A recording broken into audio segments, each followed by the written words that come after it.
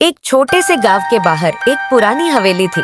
गांव वाले कहते थे कि यह हवेली भूतिया है और रात को वहां से अजीब अजीब सी आवाजें आती हैं।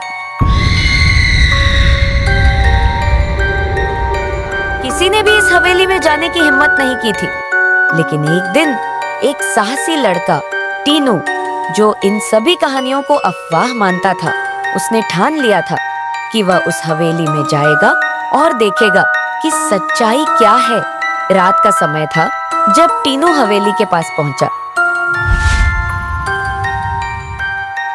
चांदनी रात में हवेली और भी डरावनी लग रही थी।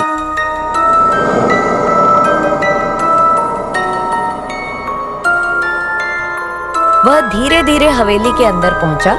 अंदर पहुंचते ही एक तेज सर्द हवा का झोंका आया।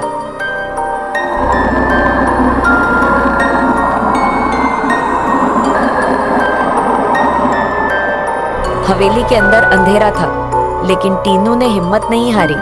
वो डरते हुए एक लैंप की रोशनी के साथ अंदर जाने लगा। हवेली के अंदर सब कुछ पुराना और बिखरा हुआ था।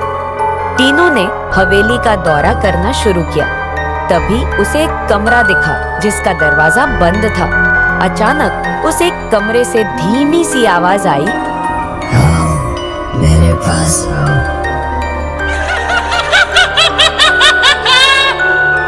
यह आवाज बहुत ही डरावनी थी, लेकिन टीनू ने सोचा यह सब सिर्फ डर है, कुछ नहीं होगा। टीनू आवाज सुनते हुए उस कमरे में पहुंचा।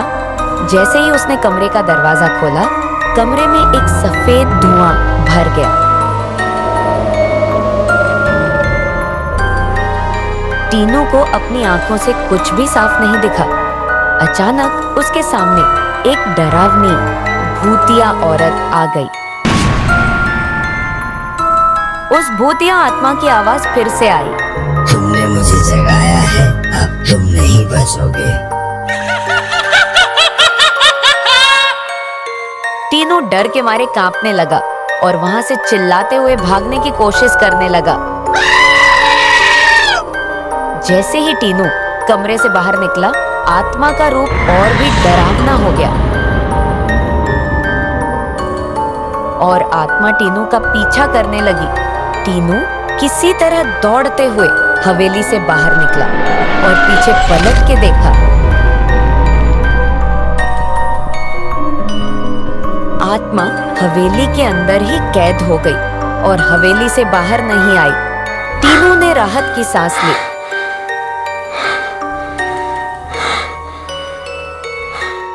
उसके बाद वह कभी भी उस हवेली के पास नहीं गया। सुबह होते ही गांव वालों ने देखा कि टीनू डर के मारे कांप रहा था।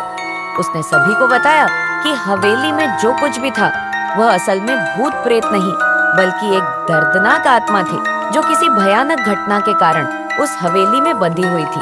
टीनू ने चेतावनी दी कि कोई भी उस हवेली के अंदर जाने की कोशिश करेगा वो जिंदा वापस नहीं आएगा। हर किसी की किस्मत मेरी जैसे नहीं होती।